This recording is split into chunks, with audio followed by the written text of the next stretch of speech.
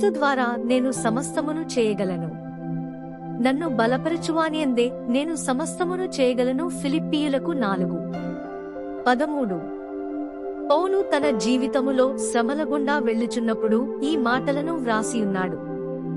హింసింపబడుట, లోతైనటువంటి బాధను పొందుట, తిరస్కరింపబడుట, శ్రమలను పొందుట మరియు మరణమును పొందుట, వీటన్నిటిని బట్టి అతడు బెదిరింపబడెను. ఈ పరిస్థితులలో ముందుకు సాగుటకు అతనికి శక్తి చాలదని ఎరిగియున్నాడు. కాని దేవుడు మాత్రమే తనకు అత్యంత అవసరమైనప్పుడు అపరిమితమైన శక్తిని అనుగ్రహించగలడని అతను ఎరిగియుండెను. మరియు అతడు ఈ విధముగానే ముందుకు సాగుచుడెను, సమస్త విషయములను దాటుచు మరియు జయించుచూ వెళ్ళుచుండెను. అవును, క్రీస్తు యొక్క శక్తి మరియు బలము మనలను తాకి మరియు మనలను వెలిగించినప్పుడు అది మనలను క్రీస్తు మహిమార్థమై సమస్తమును జయించుచు ముందుకు సాగునట్లుగా చేయును. ఒక అడ్డంకిని చూచి ఎన్నడూ విశ్వాసములో బలహీనపడకుము, ఎందుకంటే ఎటువంటి అడ్డంకి అయిన దాటుటకు అసాధ్యమైనది కాదు.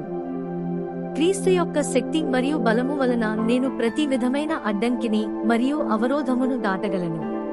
పౌలు విశ్వాసము కలిగియుండెను, తద్వారా ఎన్ని శోధనలైనా, అడ్డంకులైనా, అనారోగ్యమైన, శ్రమలైన, బలహీనతలైన, బాధలైన మరియు హింసలైన అతనిదే విజయము. కేవలము మన ప్రభువైన యేసుక్రీస్తు కలువరి శిలువలో జయమును పొందియున్నాడనే ఒక సత్యమును బట్టి ఇది జరిగెను. లేఖనము ఈ విధముగా చెప్పుచున్నది, అయినను మన ప్రభువైన యేసుక్రీస్తు మూలముగా మనకు జయము అనుగ్రహించుచున్న దేవునికి స్తోత్రము కలుగునుగాక. 1 కొరింథీ 15:57. క్రీస్తు శిలువలో జయము పొంది ఉన్నాడు గనుక నేను వెళుతున్న పరిస్థితి ఎటువంటిదైనా నేను క్రీస్తును అనుసరించుచు ఆయనపై ఆధారపడినప్పుడు నిశ్చయముగా విజయము నాదే. ఎందుకనగా అన్నింటినీ జయించుటకు క్రీస్తు తన శక్తిని మరియు బలమును నాకు అనుగ్రహించును. దేవుని వాక్యాన్ని జీవించండి మరియు దేవుని వాక్యాన్ని మాట్లాడండి, అప్పుడు మీరు మాట్లాడే మాటలో శక్తి ఉంటుంది. 1. నేను నమ్మినట్లయితే నేను చేయగలను. సరైన వాటియందు దేవుని వాక్యము మరియు దేవుని వాగ్దానముల యందు నమ్మికయించుము. గొప్ప విషయముల కొరకు మనము విశ్వాసము మరియు నమ్మిక కలిగి ఉండవలెనని దేవుడు కోరుచున్నాడు. దేవుని వాక్యమును వినుట మరియు వాక్యమునకు మనలను మనము తెరచేయించుకునుట మనకు విశ్వాసమును కలిగించును. విశ్వాసము కలిగినప్పుడు అక్కడ ఆశ్చర్య కార్యములు జరుగును. కేవలము నమ్మికయించి మరియు ఆ నమ్మకమును అంతము వరకు కొనసాగించు వ్యక్తికి మాత్రమే విజయము దొరుకుతుంది. నన్ను బలపరచు క్రీస్తు ద్వారా నేను సమస్తమును చేయగలను. 2. నేను అనుకున్నట్లయితే నేను చేయగలను. ఒక వ్యక్తి తన హృదయములో అనుకున్నట్లే అతడు ఉన్నాడు. సామె 23:7. సాధారణముగా మనము ఏదైతే అనుకుంటామో అలాగుననే మనము అవుతాము. మనము దేవుని వాక్యము చేత పోషింపబడి వాక్యమును మన హృదయములలో దాచుకుని ఆయన వాక్యము ద్వారా మన మనస్సులను నూతనపరచుటకు పరిశుద్ధాత్మకు మనము అనుమతించినట్లయితే మన పరిస్థితులలో, శ్రమలలో, శోధనలలో, సమస్యలలో దేవుడు ఎలాగూ పనిచేయాలని అనుకునుట మొదలు పెడతాడో అలాగుననే మనము కూడా అనుకోవడం మొదలు పెడతాము. సర్వాధికారి అయిన దేవుడు అద్భుత కార్యములు చేయుటకు ద్వారములు తెరువబడతాయి మరియు ఆ తరువాత విజయము మనలను అనుసరించును.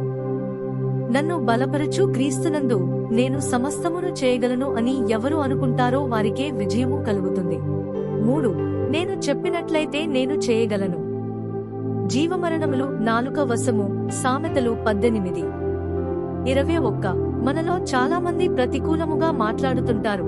పరిస్థితులు ప్రతికూలముగా ఉన్నప్పుడు వారు ప్రతికూలముగా మాట్లాడుతుంటారు మరియు వారు ప్రతికూల ప్రజలుగా మారిపోయి అందరికీ భయమును కలిగిస్తుంటారు మరియు వారు భయములో బ్రతుకుతుంటారు. తద్వారా ప్రభువు తన కార్యమును చేయుటకు గల ప్రతి అవకాశమును మూసివేస్తారు.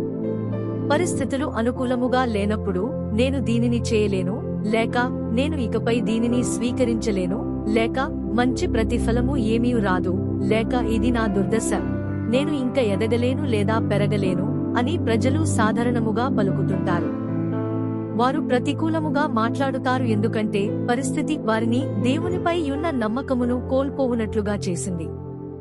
కాని ఇట్టి సమయములోనే మనము ప్రభువు కొరకు లేచి నిలువబడి ఆయన గొప్ప వాగ్దానములయందు నమ్మికయించి సత్యవాక్యమును మాట్లాడవలెను. బైబిలు ఏమి చెబుతున్నదంటే నాలుకలో శక్తి ఉన్నది.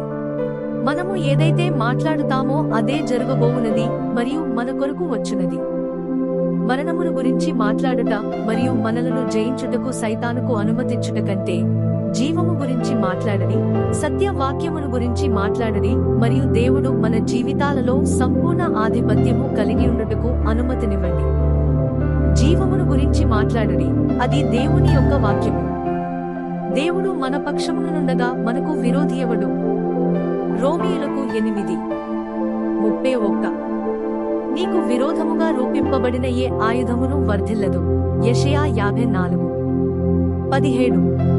యేసుక్రీస్తు ఈ విధముగా చెప్పుచున్నాడు, లోకములో మీకు శ్రమ కలుగును, అయినను ధైర్యము తెచ్చుకునుడి, నేను లోకమును జయించి యున్నానను. యోహాను 16:33.